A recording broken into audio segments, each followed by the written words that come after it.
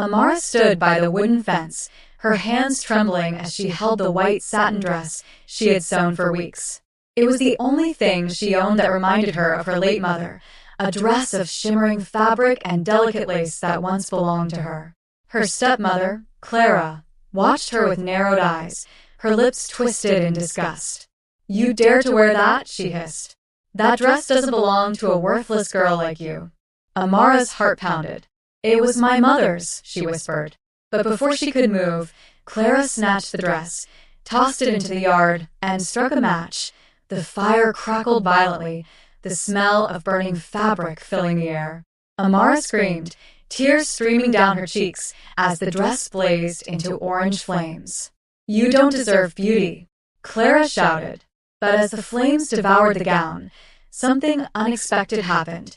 Beneath the charred lace, a faint metallic shimmer appeared. Clara frowned, taking a step closer. Gold? Hidden under the folds of the fabric were small glimmers of something precious. She kicked at the ashes, her face pale. Amara fell to her knees, staring at the glowing fragments that had survived the fire. What is that?" Clara murmured, her voice shaking. For the first time, she looked afraid. Amara brushed the ashes away, revealing what looked like a golden embroidery, woven carefully into the inner lining of the dress.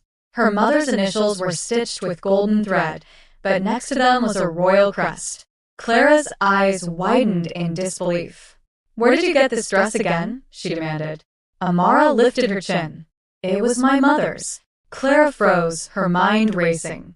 The crest belonged to the royal family, the same one that ruled the kingdom from the distant hilltop castle.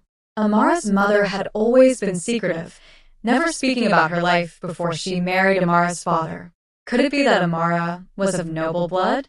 Clara suddenly realized what this could mean.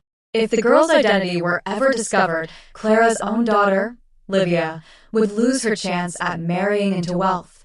"Forget what you saw," Clara snapped, kicking the burnt pieces into a sack. "This means nothing." But Amara's eyes glowed with something new, courage. That night, as the moon bathed the cottage in silver light, Amara retrieved the hidden fragments and tucked them beneath her pillow. She would find out the truth about her mother and why she had hidden such a powerful secret. The next morning, Amara crept into the dusty attic, searching for any trace of her mother's past. She rummaged through old trunks until her fingers brushed against a wrapped frame. She unrolled the cloth and gasped.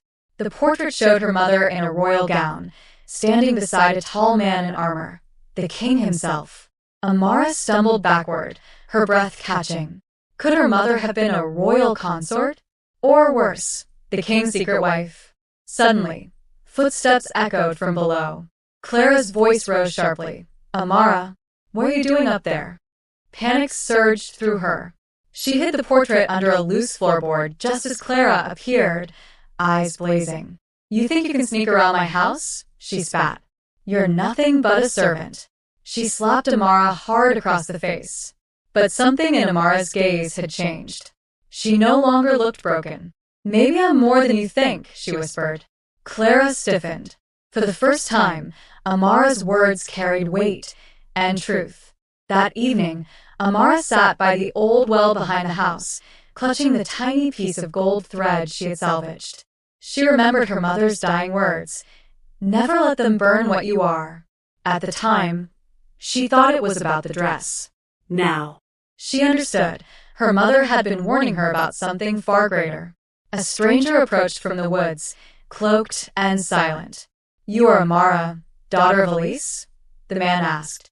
She nodded slowly. The stranger bowed deeply. "Then you are the lost princess." Her heart stopped. "What?" The man removed his hood, revealing the royal insignia embroidered on his sleeve. "Your mother was married to the king in secret. You were hidden after her death to protect you from those who wanted the throne." Tears welled in Amara's eyes. Everything, the cruelty, the dress, the fire, now made sense. But before she could respond, the man whispered, "Beware your stepmother. She knows more than she lets on." And with that, he vanished into the forest shadows. Clara couldn't sleep. The image of the golden crest burned in her mind. If Amara was truly of royal blood, everything she'd built, her status, her comfort, her daughter's future, would vanish. She poured herself a glass of wine, her hands trembling. "I can't let her find out," she muttered. Livia entered the room, curious. "Mother, what's wrong?" Clara turned sharply. "Nothing you need to worry about." But inside, her fear was eating her alive. The next morning, Clara sent Amara to fetch water from the farthest stream, hoping she'd never return. But fate had other plans. At the stream, Amara met the same cloaked man again. "The king is searching for his heir," he said. "Come with me." Amara hesitated, thinking of her father's memory and the home her mother had built. "Not yet," she whispered. "I must face my stepmother first." The man nodded grimly. "Then be careful. She'll destroy anything that proves who you are." Clara followed Amara to the stream that day, hiding behind the trees. She saw her speaking to the stranger, and that confirmed her fears. When Amara returned home, Clara was waiting with the whip. "Who was that man?" she shouted. "A thief? A lover?" Amara stood still, her face calm. "He was a messenger for me." Clara struck her, fury clouding her mind. "You ungrateful child. You will never be anything but my servant." Amara met her gaze. "You can burn my dress," she said softly, "but you can't burn who I am." The words hit Clara like thunder. She locked Amara in the cellar, determined to break her spirit. But even in the darkness, Amara held on to hope. The truth would soon burn brighter than any fire Clara could set. 2 days later, Livia crept into the cellar with a candle. "I brought you food," she whispered. Amara blinked in surprise. "Why are you helping me?" Livia hesitated. "Because I saw what Mother did. She's losing her mind." Tears filled her eyes. "I don't want her to hurt you anymore." With trembling hands, Livia unlocked the door. "Go, before she wakes." Amara hugged her stepsister and ran into the night, guided by the moon. She followed the stream until she reached the old ruins near the forest, where the cloaked man awaited. "It's time," he said. "The king must know his daughter lives." At the royal court, whispers filled the hall as the stranger presented Amara before the king. The king's face went pale. "Elise?" he whispered, seeing the resemblance. "No, her daughter." Amara knelt. "Father, I am Amara, daughter of Elise." The hall fell silent. The king approached, trembling. "The fire, they told me you both were dead." Tears filled his eyes as he embraced her. "My child." The courtiers bowed. The king declared, "The lost princess has returned."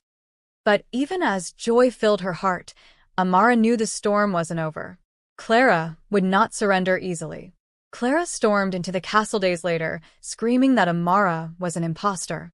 "She's a liar, a thief." But when guards searched her home, they found the burned dress, and beneath it, the royal marriage documents Elise had hidden. Clara's face turned white. The king glared at her. "You burned what belonged to the crown. You tried to destroy my daughter." Clara fell to her knees, begging for mercy, but it was too late. The king banished her and her daughter to the farthest province. Livia wept, but Amara approached her. "You helped me when no one else did. You are forgiven."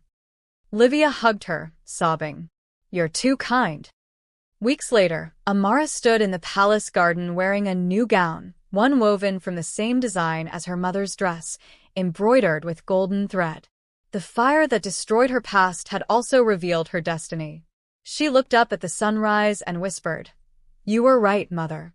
They couldn't burn what I am." Beside her, the king smiled with pride. "Your mother would be proud," he said. Amara turned to him, her heart full of peace. The cruel stepmother's flames had only uncovered what was meant to shine, the truth that could never be destroyed.